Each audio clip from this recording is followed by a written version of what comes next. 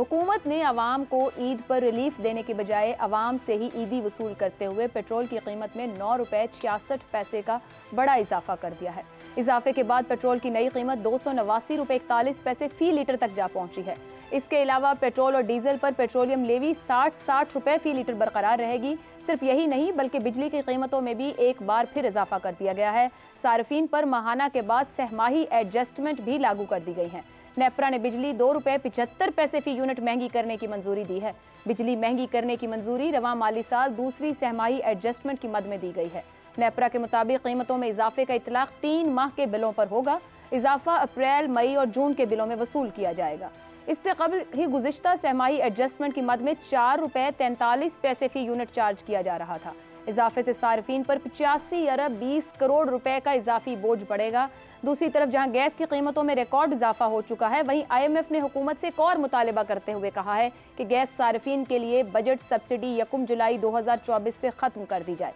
माशी मसाइल के हवाले से गुफ्तगू करते हुए वजीर दिफा ख्वाजा आसिफ ने कहा है कि उनके ख्याल में पाकिस्तान दिवालिया हो चुका है। अवाम को फौरी रिलीफ नहीं दिया जा सकता। 1 से 2 साल में मुल्क के माशी हालात दुरुस्त होंगे और अवाम को भरपूर रिलीफ मिलेगा। विफाकी वजीर के एतराफ़ पेट्रोल, बिजली, गैस की कीमतों में मुसलसल इजाफे जैसे इंडिकेटर्स ये वाज़ेह पैगाम दे रहे हैं कि नौमुंतखब हुकूमत के पास अवाम के लिए हाल और मुस्तकबिल करीब में कोई माशी रिलीफ मौजूद नहीं है। इसी पर पैनल के लिए सवाल रखेंगे। पेट्रोल, बिजली, गैस की कीमतों में बड़ा इजाफा, नौमुंतखब हुकूमत, गैर मुंतखब वजीर ख़जाना, क्या नताइज सामने आना शुरू हो गए? हसन निसार साहब। देखें, वो एक शेर याद आता है, इब्तिदाए इश्क है रोता है क्या, आगे आगे देखिए होता है क्या। आयशा, आप तो मुझे बात करते हुए अच्छा, हमारे माशाल्लाह बैंकर बहुत कॉन्फिडेंट हैं, बहुत बड़े मजबूत आसाब हैं, वही घिसी पिटी बात 15-20 दिन के बाद शुरू कर देते हैं। ये कोई पहली बार हो रहा है? ये तो हफ्ता रोज़ा प्रोग्राम है इस मुल्क में। मुझे समझ नहीं आती। अब मैं आई फील सो एम्बैरेस्ड। मेरे पास कहने को कोई नई बात नहीं है। देखो, कितनी बार मैं रिपीट कर चुका हूं, फिर कर रहा हूं, बहुत कुछ जब तक तब्दील नहीं होगा यहां कुछ भी तब्दील नहीं होगा और ये बद से बदतर होगा। It's nearly 4 years। अच्छा, अल्लाह ना करे वो नौबत आए कि वापसी ही मुमकिन न रहे और हम तकरीबन वहां पहुंच गए हैं जहां ये रिवर्स हो नहीं सकता। खुसूसन इस आजमाए हुए मटीरियल से ये पागलपन की आखिरी इंतहा है। बार बार आजमाए हुए लोग इतने बड़े बहरान से निपटेंगे। मेरे खुदाया, किसी चपड़ के नातिए को भी दो तो वो कहेगा होश करो। अच्छा, मुझे खौफ ये है, देखो मैं एक बात, let it be on record, मुझे सबसे ज्यादा खौफ इस वक्त इस बात का है कि डेस्परेशन के मारे ये करप्ट फेवरेट एलीट अफसार आलम साहब की मजीद माशी पेचीदगियों को, ये याद रखना, आउट ऑफ डेस्परेशन बाज़ औक़ात एक ऐसा काम कर बैठता है आदमी जो मामलात को ज्यादा पेचीदा और भयानक कर देता है। ये अशरों का गंध है। और याद रखो, 22 खानदान तो फलाना तो टमकाना, ये कब का शुरू है? ये अशरों का गंध है। सालों में भी साफ हो जाए तो इसे मौजा समझो और ये नहीं होगा। खत्म। मैं आपसे पूछने लगी थी तब्दीली उल्टे भी लटक जाओ तो नहीं होगा। चले, बात ही खत्म हो गई है। ठीक नहीं हो सकता, चूंकि नहीं ये करेंगे नहीं ये खुदगर्ज घटिया DNA वाले लोग इस मुल्क तो में बुनियादी जौहरी तब्दीलियां लाएंगे। वो कैसे आनी है बुनियादी जौहरी तब्दीलियां? नहीं होगा। मेरे आपके कहने से बंदा मर नहीं जाता। मतलब ना ही समझिए। नहीं, मैं तो वही कह रहा हूँ भाई, बंदा मर तो नहीं जाता। शाह ईरान भी मर गया था, लेकिन कभी कुछ नहीं हुआ। फलाना फिरौन मर गए, नमरूद मर गए। ये क्या है? और जोग्राफिये से बड़ा झूठ कोई नहीं। दुनिया में सबसे ज्यादा तब्दील अगर कोई चीज हुई है वो जोग्राफिया है। इसकी हिफाजत के लिए जो दयानत, जो अमानत, जो रियाजत चाहिए होती है, अफसार साहब की इलीट में दूर दूर तक दिखाई नहीं देती। मैंने बदला ले लिया, दुरुस्त हो गया है। शहजाद साहब, नून लीग की साबका बदला लेके खुश है ना आप? ठीक है, अच्छा है, बच्चे को ऐसे खुश होते हैं बदले लेके। आई लव यू ब्रार साहब। करें यहाँ ठीक है शहजाद साहब, नून लीग की साहब आपको बच्चा कह रही हैं आशा, दोनों को ही कह रही हूँ। नून लीग की साहब का 16 माह की हुकूमत थी, बदतरीन महंगाई रही यहाँ पे, नून लीग ने नुकसान भी उठाया। इनके मुंह में घी शक्कर। अबरार साहब, मुझे आपको अबसार साहब बच्चा का है, इनके मुंह में घी शक्कर। जीती रहो। अच्छा और ऐसी बातें करती रहो। मेहरबानी आपने। शहजाद साहब, तो आपको लगता है कि नून लीग को अभी भी एहसास नहीं हो रहा जिस नुकसान की मैं बात कर रही हूँ 16 माह के बाद? ये कॉन्फिडेंस किस बात का है? कितने बड़े बड़े फैसले, और अभी ईद से सिर्फ 10 दिन पहले ऐसा फैसला कोई सियासी हुकूमत कर सकती है? अच्छा, इसका तल्लक इससे नहीं है कि कौन मुंतखब है और कौन गैर मुंतखब है। इसका उससे कोई तल्लक नहीं। इसका तल्लक सिर्फ इस चीज़ से है, अंग्रेजी की एक टर्म है कि chickens have come home to roost, यानी जो बोया था, जो तैयार की थी, वो फसल आपके सिर पे आन पहुंची है, बल्कि आपको उसने पानी सरों के ऊपर से गुजर चुका है। अब ये बहुत दफ़ा मैं कह चुका हूँ बार बार कि असल में हम ऑलरेडी डूब चुके हैं। ये बहुत दफ़ा मैंने कहा, हम डूबे हुए हैं और हम सिर्फ कुछ हम दुनिया को बता रहे हैं कि नहीं, हम अभी नहीं डूबे। जब ख्वाजा आसिफ या कोई और कहते हैं ना कि 2 साल में मामला ठीक हो जाएंगे, वो असल में क्या कह रहे हैं? वो कह रहे हैं हम कम से कम 2 साल तो पक्के करो ना। वो 2 साल पक्के करवा रहे हैं कि यार कम से कम 2 साल और ना हमें कुछ कहना। ये ना 2 साल बाद होगा, ना कल होगा, ना अगले हफ्ते होगा, ना अगले महीने होगा।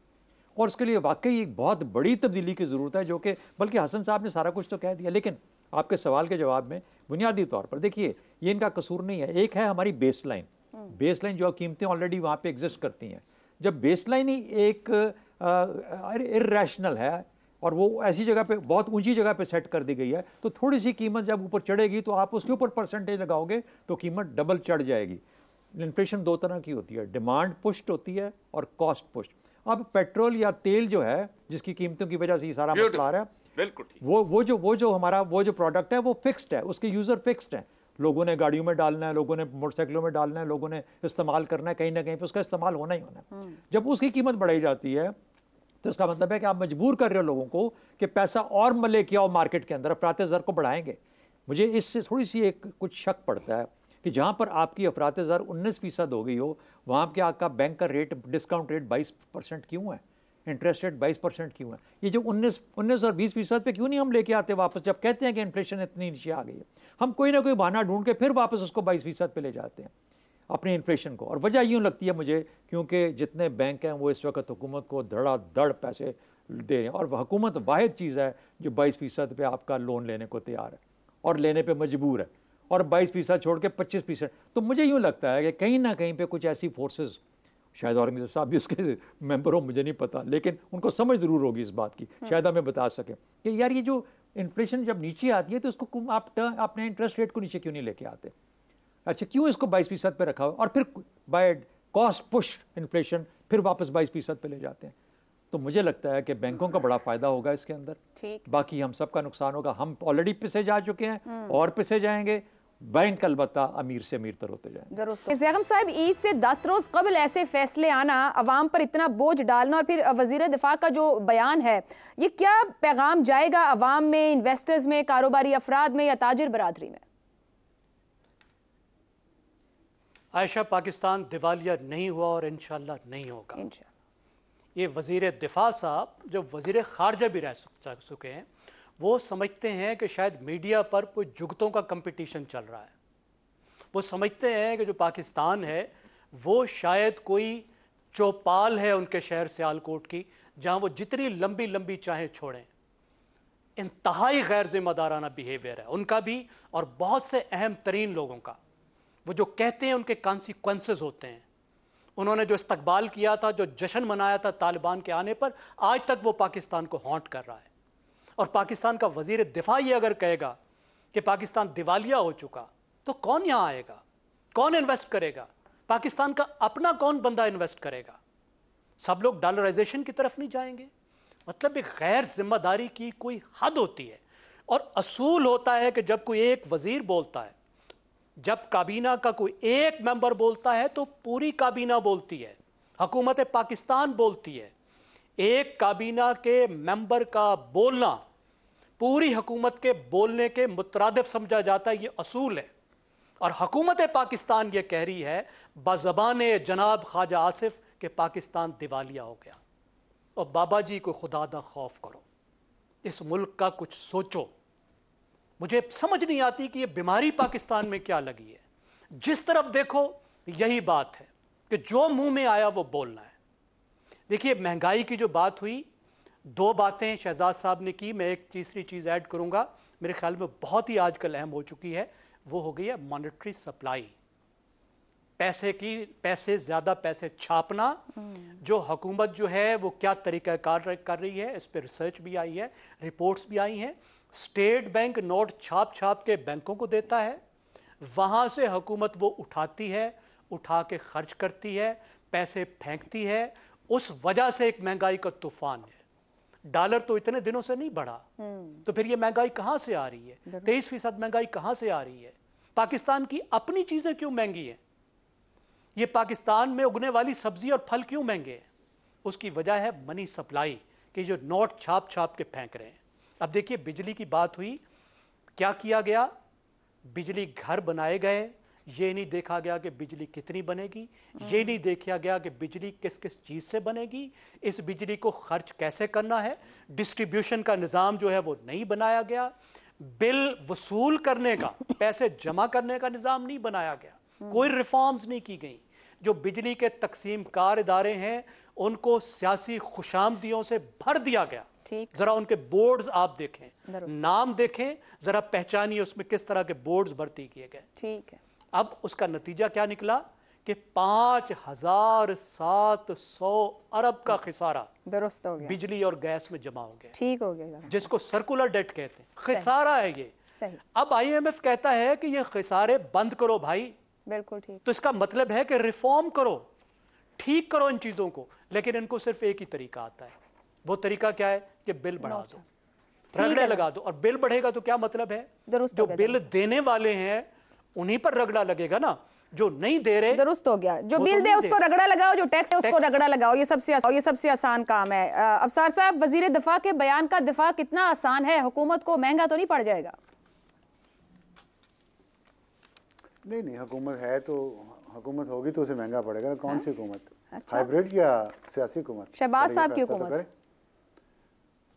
नहीं, शहबाज साहब की हुकूमत शहबाज साहब की या हाइब्रिड है? सर, शहबाज साहब की है और किसकी है? वैसे आप इस्लामाबाद में बैठे हैं, बेहतर पता होगा, हमें तो यही पता है लाहौर में। इस्लामाबाद में बैठे ना, बहुत गर्म सीट है जिस पे मैं बैठा हूँ। खैर, मैं आपको एक बात मज़े की बताऊँ। ये तो IMF की जो बात, मैं तो IMF के जो सॉल्यूशन है मैं उनसे एग्री नहीं करता। मैं तो आपको बार बार ये कहता हूँ, ये हमारे खिलाफ एक साजिश है। पूरी दुनिया हमारे खिलाफ साजिशें करती है ना, IMF भी उसी का हिस्सा है। ये थर्ड वर्ल्ड के खिलाफ साजिश है। खैर, एक लाइट गुफ्तगू कर लेते हैं। आज रमज़ान का आखिरी अशरा चल रहा है, तो हसन निसार साहब ज़ाहिर है हमारी इलीट है, ये तो तय हो गया, अकलियत में है और इलीट है। लेकिन बदला लेने की जो जिबिल्लत है हमारी इलीट की, ये इस मुल्क को आगे नहीं जाने देती। अगर मेरे जैसे गरीब अवाम ने कोई बात कर ली, कुछ कह दिया, चलो इग्नोर करके आगे बढ़ो ना। अकलियत में होने के बावजूद इलीट गले से पकड़ती आगे और फिर बड़े फख्र से कहती है मैंने बदला ले लिया। वैसे मेरा सवाल हसन निसार साहब पे नहीं था, मैं एक दिन हसन साहब पे भी सवाल रख लूंगी। दारी अकलियत का हाँ बिल्कुल रखिएगा। और ये जो हसन निसार साहब जौहरी तब्दीली की बात करते हैं ना, जौहरी तब्दीली वो है वैसे DNA तब्दील करने वाली बात ही है। तो मैं सोच रहा था कि 1970 में जनरल टिक्का खान जब लैंड किए मशरकी पाकिस्तान, तो उन्होंने अपने जवानों को कहा यहाँ का DNA बदल दो, और फिर वो बदल गया। अब वो बांग्लादेश है, वो हमसे आगे जा चुका है, वो इंडिया से आगे जा चुका है।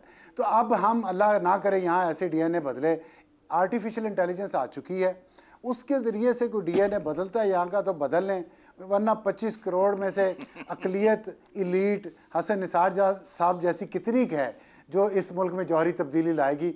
तो मेरा ये ख्याल है कि इसी तनख्वाह में काम करें हम सब, और जो बेहतरी हो सकती है मौजूदा हालात में उसको करने की कोशिश करें, और गरीब अवाम को बख्श दे ये इलीट, उससे बदले ना ले। छोटी छोटी खुशियाँ गरीब अवाम की होती हैं, जाने दिया करें।